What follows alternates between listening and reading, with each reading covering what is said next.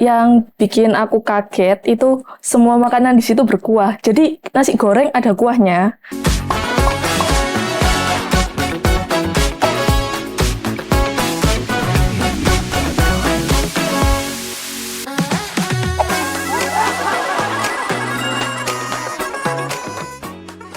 Fanting, having fun with broadcasting. Halo Kesti, hari ini ketemu lagi sama aku di Fanting episode 6.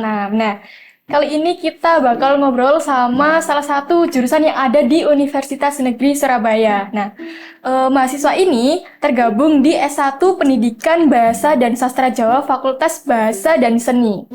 Nah, teman-teman di sini ini udah menjalani proyek yaitu di Malaysia. Nah, langsung saja kita kenalan dan cari lebih tahu lebih banyak tentang proyek apa yang telah mereka kerjakan. Please welcome. Halo, nama aku Putri Larasati. Aku selaku Ketua Proyek Kemanusiaan Arta Bara UNESA. Halo teman-teman, kenalin aku Ica Marani. Aku selaku si acara di Proyek Kemanusiaan Arta Bara UNESA. Ya, halo. Nah, sebelumnya nih, Mbak-mbak di sini nih tergabung dalam proyek kemanusiaan. Nah, proyek kemanusiaan ini diawali dari apa dulu nih, Mbak? Kok bisa tercetus adanya proyek kemanusiaan? Jadi proyek kemanusiaan sendiri itu adalah salah satu program MBKM. Jadi MBKM itu mencakup beberapa program kegiatan kayak misal KKN, magang. Nah, proyek kemanusiaan itu termasuk MBKM. Jadi karena tuntutan MBKM itu, jadi kita pilih ikut. Oke, berarti mbak-mbak di sini ini semester 5 ya? Ya. Sering. Oke, sebelum berangkat ke Malaysia nih, nah persiapannya tuh apa aja mbak sebelum mengikuti MBKM ini? Yang pasti pertama materi yang disiapin buat ngajar di sana, terus surat berkas-berkas dan dana pastinya. Iya. Surat-surat materi-materi itu kayak modul-modul yang bakal kita ajar di sana itu mungkin apa aja kita siapin sebelum berangkat ke sana biar nggak keteteran waktu di sana. Tuh. Oke, proyek kemanusiaan dan juga mengajar ini, nah itu sebetulnya memang ditentukan oleh prodi atau dari mahasiswanya sendiri nih, karena banyak kan yang bertanya-tanya kok bisa ya ke Malaysia gitu. Jadi proyek kemanusiaan di Malaysia ini adalah program dari prodi jurusan Pendidikan Bahasa dan Sastra Jawa. Jadi kita ditentukan nih sama ada dosen jurusan kita menyediakan satu slot kayak gini. Jadi yang mau ikut siapa silahkan. Dan jadi kita ikutlah pilih, ini ada 15 orang lainnya. Oke, 15 orang ini ke sana buat atau sudah rundingan dulu nih 15 orang ini atau yang mau-mau aja gitu? Harusnya yang mau-mau aja. Iya, yang mau-mau aja. Oh ya, terus kita berangkatnya itu ini dibagi jadi 2 kloter ya Mbak Putri ya. Ada yang berangkat kloter pertama itu mulai tanggal 2 sampai tanggal 30, yang kloter 2 tanggal 7 sampai tanggal 3 November. Ya. Oke, tadi berangkatnya udah 2 kloter nih. Ya. Nah, untuk mengajarnya sendiri nih, kan tadi udah dibilang ya kalau menyiapkan modul dan lain-lain. Nah, itu kelas apa yang diajarkan di sana? Jadi kami di sini fokus kelas bahasa, sastra, dan budaya. Ya. Kalau yang sastra mungkin kita belajar tentang puisi Jawa atau guritan, terus ada apa lagi tembang dolana, terus kita ngajari tari juga di sana, terus aksara Jawa. Jawa banyak sih. Kalau di bahasa sendiri kita di Universitas IIUM itu kita ngajar ini sih kayak pitepangan sama bedah lakon ludruk. Ya, diambil dari segi bahasanya gitu. Oke, ada nggak sih kayak satu kata pertama yang diajarin ke teman-teman Malaysia di sana? Kayak satu kata bahasa Jawa atau bahasa Surabaya yang diajarin ke teman-teman Malaysia? Ada sih, kemarin tuh waktu kita ada salah satu programnya juga, waktu ke salah satu kampus itu kita bikin seminar, itu kan kita tampilin lakon ludruk, salah satu fragmen ludruk, itu apa ya, kata-katanya kemarin itu ada banyak sih, kita siapin satu kalimat atau beberapa banyak kalimat sih. Mungkin teman-teman di sana juga nyoba gini loh bahasanya, ada ya. sugeng enjing, Ha-ha. terus kata sapaan biasa. Iya. Enjing gitu-gitu. Untuk sasaran orang-orang yang teman-teman ajari ini dari mahasiswa aja, pelajar atau gimana nih? Banyak nggak sih Mbak Iya, Putri? banyak. Jadi kita mulai dari anak-anak, terus habis itu mahasiswa, sama kayak untuk yang sudah berpengalaman, tapi kan di Malaysia kayak misal nih, dia udah ada di basicnya di tari, tapi tarinya tari zapin. Nah, kita ngajarin mereka tari lainnya, kayak tari remo gitu, Remo salah satu. sama gambyong juga. Ya, Tapi sebelumnya sasaran-sasaran yang teman-teman ajari ini udah bisa atau udah ngerti bahasa Jawa atau belum nih? Atau tempatnya tuh di daerah mana? Malaysia bagian mana gitu? Malaysia bagian Johor Bahru. Nah, Johor Bahru itu ada lagi bagiannya Muar ya. Salah satu Gitu. kota yang ada di Johor itu namanya Kota Muar. Itu mayoritas orang-orang sana itu keturunan Iya, orang-orang Jawa. banyak. Jadi mungkin mereka itu keturunan keempat atau ketiga dari generasi yang orang Jawa asli. Jadi mereka itu di sana banyak banget yang bisa dan masih banyak yang nerapin setiap hari itu pakai bahasa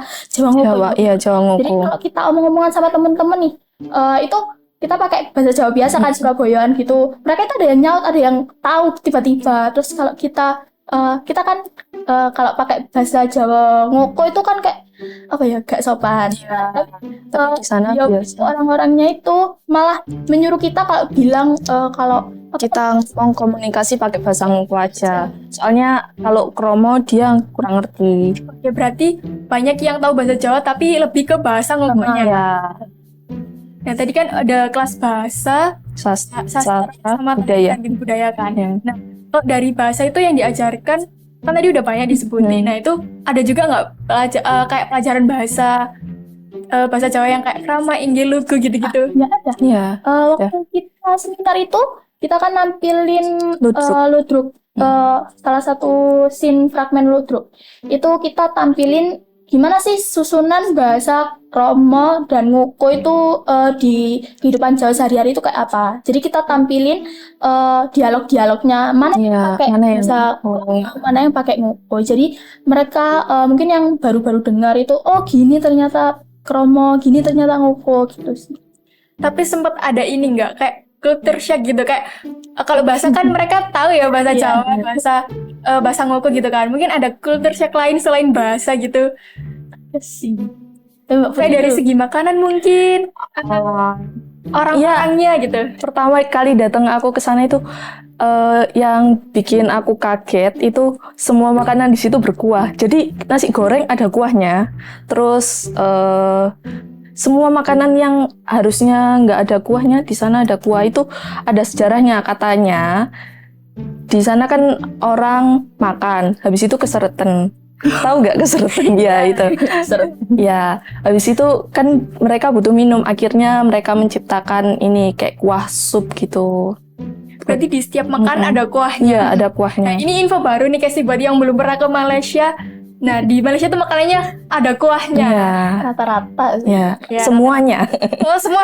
Semua makanan, sate pun ada. Oh iya sih, kemarin. Sate. Kalau culture shock aku sendiri tuh ini sih lebih ke bahasanya sih. Waktu kita pakai bahasa Jawa, itu ternyata orang-orang sana juga ngerti. Jadi kalau misalkan kita sedang diskusi-diskusi, tiba-tiba ada yang tahu, oh gini. Nah, jadi itu agak susah sih. Kayak, ternyata ada yang pakai bahasa Jawa lagi selain orang Jawa sendiri. Dan ini kan biasanya orang ngira bahasa Indonesia sama di Malaysia itu mirip gitu, tapi ternyata Bedanya. banyak yang beda. Kalau respon dari mereka sendiri nih kan kelasnya dibagi-bagi nih, ada sastra, ada seni kayak gitu kan. Nah, respon dari teman-teman yang teman-teman ajar ini gimana? Apakah mereka, wah ini seru nih belajar bahasa Jawa, belajar kesenian Jawa gitu? Jujur di sana anaknya, mahasiswanya kayak aktif banget. Ya, beda sama yang di sini. Kalau di sana itu mungkin karena kita kan baru, mungkin mereka tuh melihat ada sesuatu yang baru nih, jadi mereka tuh semangat. Excited. Jadi ada anak-anak, jadi kita tuh banyak ya Mbak Putri, masyarakat juga ada, terus anak-anak sekitar juga, anak-anak kampus itu mereka semua ikut meramaikan itu semua. Jadi waktu kita ke kampus juga itu mereka kayak sampai tanya-tanya, besok ada kegiatan lagi nggak? Gitu. Dan sampai Intinya kayak dia excited dengan kedatangan kita. Dari teman-teman Malaysia yang excited nih, untuk teman-teman memilih, oke kita ngajar di sana itu prosesnya gimana? Oh, kalau itu kan kita di bawah naungan Persatuan Jawa Barat Bugis, jadi itu kayak kita diarahkan gitu untuk pengajarannya di mananya. Di Keraton Mbah Anang itu kita bikin kelas gamelan sama kelas tari. Jadi di keraton itu udah ada satu set gamelan. Jadi kita tinggal ikut kegiatan mereka sehari-hari. Mungkin menyesuaikan anak-anak berangkat ke sana, terus tari juga. Terus waktu ke IIUM itu juga kayak kita disuruh ini loh ada, kalian bisa ngajar di sini. Sama ke ICC juga. ICC itu kayak satu berkumpul kayak sekolah tapi itu ngajar ke anak-anak anak imigran itu dari Indonesia. Jadi kita ngajar tentang bahasa Jawa juga di sana. Kalau untuk tantangannya sendiri nih, ada nggak sih kayak kesulitan dalam ngajarin mereka gitu kan? Pasti umurnya beda-beda, terus karakternya beda-beda gitu. Nah itu tantangannya gimana? Yang ini sih, kalau dari aku kan kita kebiasaan nih gamelan itu pakai jirolu. Nah kita tiba-tiba di sana itu harus pakai bahasa Inggris gitu. Jadi kayak aneh awalnya, tapi harus membiasakan gitu. Jadi nadanya itu kan kita kebiasaan nadanya bahasa Jawa. Terus tiba-tiba harus berubah ke bahasa Inggris. Jadi kayak culture shock gitu. Lebih ke bahasanya sih. Tantangannya itu lebih ke bahasanya. Kalau orang-orang sekitarnya ya biasa aja sih, baik-baik juga. Itu nggak jadi tantangan buat kami. Kalau di sana sendiri nih berapa hari nih kira-kira selama di Malaysia itu? Kita 1 bulan kita 1 bulan. 1 bulan kurang 1 hari. Jadi sekitar 29 hari. Jadi kegiatan kita nggak cuma di Muar aja, jadi kita ada ke KL, ke Sarawak, bukan Sri, ada nggak juga ya. Jadi kita nggak melulu ke Muar aja, waktu ke Kuala Lumpur itu kita ke Aswara, jadi kita ikut sekolah seni. Jadi Aswara satu modelannya kayak isinya Malaysia. Jadi kita di situ juga belajar gamelan Melayu. Oke, berarti teman-teman nggak cuman mengajarkan, tapi juga belajar. Tapi pun juga. Jadi teman-teman juga belajar itu. Jadi di pertukaran budaya. Juga kita didatangkan satu guru Zapin khusus untuk kita belajar. Sama ketuanya itu Pak Jo itu kita disuruh belajar apa yang ada di Malaysia. Jadi bukan hanya kita mengajarkan, tapi kita juga belajar dan kita juga dapat sesuatu dari sana. Oke, ada nggak kayak momen-momen yang mungkin teman-teman yang belum pernah ke sana atau yang udah pernah ke sana tapi belum ngerasain itu apa?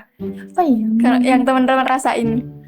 Momen dari aku sendiri sih ini sih waktu kita belajar tari Zapin. Ada kan di Indonesia juga ada tari Zapin, tapi mungkin ada beberapa gerakan yang beda. Mungkin itu sih kita belajar Zapin asli dari Malaysia itu kayak gimana. Jadi lebih itu sih kalau aku. Awalnya ngelihat Zapin itu pas kita pertama kali datang kan disuguhin tari Zapin buat penyambutan kita. Nah itu kayak ngelihatnya itu kayak biasa, tapi gerakannya, tapi pas dilakuin ya Allah. Itu sih. Berapa lama nih teman-teman diajarin latihan nari Zapin? Satu minggu kayaknya. 1 minggu. 1 minggu full itu. Tapi bener-bener. Tapi langsung bisa nggak? Maksudnya rasa senam. Langsung senam ya, kayak senam ya rasanya. Kalau bener-bener keringetan. Mungkin kalau misalkan ada yang punya basic tari mungkin langsung bisa gitu. Kalau ada yang belum gitu, ada juga yang kesusahan kayak teman-teman kemarin juga ada yang agak susah gitu, mungkin ya kesusahan. Jadi kita 1 minggu latihan itu untuk penampilan di salah satu pernikahan. Jadi kita disuruh tampil ludruk sama Idni Zapin. Oke, kalau itu kan tadi kan kayak pengalaman menarik yang belum pernah teman-teman lakuin, langsung teman-teman lakuin di sana dan latihan di sana buat tampil di acara nikahan. Nah, mungkin kalau dari segi orang-orang di sana tuh gimana? Kan teman-teman pasti tinggalnya campur kan sama orang-orang sana. Nah, orang-orang sana tuh gimana sih? Ini sih pertama kali aku kagetnya itu mereka itu kayak Islam yang banget. Jadi yang antara cewek dan cowok di sana nggak ada Bisa salah. biasa salaman kan. Tapi di sana itu nggak ada. Jadi cuman gini. Tapi cuman Iya. Dan itu dia diajarinnya mulai dari kecil.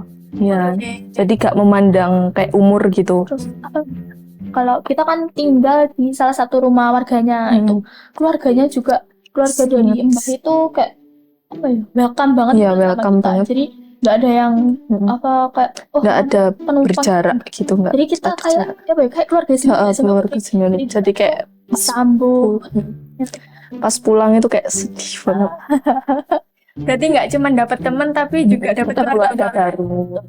Nah, kalau dari sisi yang proyek kemanusiaan nih, proyeknya tuh apa aja yang dilakuin? Mungkin itu sih kita ngajar ke ICC itu kita ngajar lebih ke mengajar sih Kak. Jadi kan kita Iya. kan basicnya ke pendidikan. Jadi kita ngajar ke anak-anak sekitar sama anak-anak migran itu tadi gimana sih bahasa sastra Jawa itu di Jawa asli itu gimana? Kan banyak juga anak-anak migran Iya. atau anak-anak apa ya? Apa sih anak TKI Iya. itu kan yang dari Jawa itu banyak. Jadi mereka itu cuma tahu oh saya lo dari orang Jawa tapi nggak tahu Iya. gimana bahasa dan kehidupan di sini tuh gimana. Bahkan dia tidak mengenal aksara Jawa sama sekali. Jadi kita ngajar. Oke, berarti proyek kemanusiaannya adalah mengajar. Iya. Ada nggak sih kayak harapan nih ke depannya atau apa yang mau dikembangkan ke depannya setelah mengajar di sana? Kayak kita pulang ke Indonesia, kita ingin mengembangkan apa? Mungkin nanti setelah lulus atau gimana gitu. Yang masih Mungkin ini gitu. bisa ngajar di luar negeri jadian. Aku mungkin pengen buka ini ya kayak les juga tapi yang khusus untuk bahasa Jawa kayak kan sekarang kan banyak sih anak-anak sekarang itu kayak cuma tahu bahasa Jawa itu kayak sekedar bahasa Surabayaan bahasa gitu tapi mereka nggak tahu gimana penggunaannya yang benar tuh kayak gimana terus bahkan aksara Jawa terus tembang dolanan itu kan masih minim banget untuk anak-anak sekarang itu bahkan di sekitarku pun juga masih dikit jadi aku pengen ngembangin itu sih. Oke, kita aminkan ya harapan dari teman-teman semua. Nah, mungkin kalau dari teman-teman nih, ini kan mencakup ke pelestarian budaya. Nah, kalau harapan teman-teman untuk pelestarian budaya ini gimana? Ya, aku harap semakin banyak orang lain, lebih banyak orang yang bisa melestarikan budaya Jawa. Ya. Jawa sendiri. Nah, untuk mungkin nih pesan-pesan yang bisa teman-teman sampaikan ke mahasiswa yang mungkin di luar prodi bahasa Jawa atau prodi bahasa Jawa juga nih, gimana mungkin supaya memotivasi atau semangat nih biar tahun depan bisa kayak teman-teman di sini. Kalian harus keluar dari zona nyaman. Yang penting harus berani ambil resiko sih. Jadi harus berani kayak kita nggak tahu kedepannya itu ada apa, tapi yang penting kalian coba dan kalian harus berani. Iya. Kalau dari ini ya, kalau dari segi teman-teman kan ini pasti semangat banget buat ngikutin kegiatan ini. Kalau dari segi dosennya itu pasti kan ada pembimbingnya juga. Iya. Kalau teman-teman melihatnya bagaimana dosennya ini kayak membimbing sekali, terus kayak membantu teman-teman selama di sana atau bagaimana? Atau teman-teman punya kesan tersendiri nih buat dosen pembimbingnya? Dosen kami juga excited gitu. Jadi mereka sampai nyamperin juga kita ke Malaysia. Untuk Pak Okto, Bures, Pak Latif, semuanya. Ini waktu itu tanggal berapa ya? Waktu kita hari ke-18 ada dosen-dosen itu kita nyamperin PKM dan juga ada kegiatan PKM. Jadi mereka pengen tahu sih gimana sih anak-anakku waktu di sana. Kita belajar Zapin itu kita tunjukkan. Ada salah satu dosen kami juga yang namanya Bu Ruspati ikut Mbak Putri latihan Zapin. Nah, kalau dari segi teman-teman yang lain nih dalam satu tim ini gimana? Apakah mereka juga sama-sama excitednya kayak teman-teman yang di sini? Iya, excited semua. Apa ya? Mereka itu basicnya kan kita beda-beda. Ada yang bisa Bahasa, bahasa, ada yang sastra. bahkan budaya juga ada. Jadi Jadi kita berkolaborasi. bareng-bareng gimana sih cara kita mengenalkan apa yang udah kita kuasai di sini ke mereka. Jadi mereka pasti semangat banget buat ngajarin semua.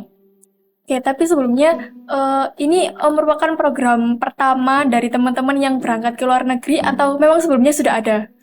Kalau di jurusan kami Iya, tahun kemarin sudah ada, tapi di tapi Thailand. PLP PLP. beda. Kalau apa ini Proyek kemanusiaan belum kami. baru ini. Ya berarti mungkin ini nanti bakal jadi motivasi buat teman-teman di angkatan yang bawah-bawah nih Iya. buat semester selanjutnya biar bisa ke luar negeri. Mungkin tahun depan bisa di-spill nih kayak mau kemana gitu. Ya, ini katanya sih ada rencana ke Singapura sama Thailand. Malaysia Ya. juga tetap ada untuk anak 23. Mungkin masih daerah Asia Tenggara. Oke, terakhir nih mungkin tips dari teman-teman di sini buat ngikutin MBKM ini. Maksudnya mungkin tahun depan adik-adiknya mau ikut MBKM karena gini, tips-tipsnya apa? Mungkin bisa aja nanti dari prodi lain yang ke Malaysia gitu. Ya, Mbak Putih. Mbak Putih. Apa ya tipsnya? Ini sih lebih ke kita harus menjaga nama baik.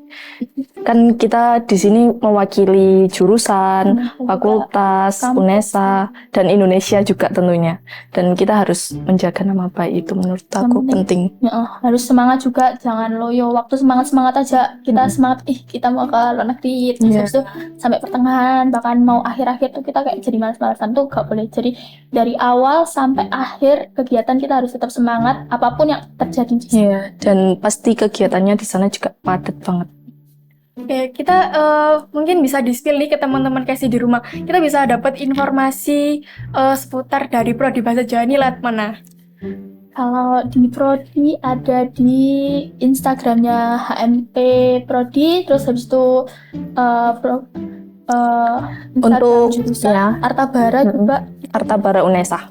Oke, berarti bisa langsung ke Instagramnya untuk tahu lebih jelas gimana pengalaman-pengalaman dari teman-teman. Langsung cek Instagram Artabara UNESA.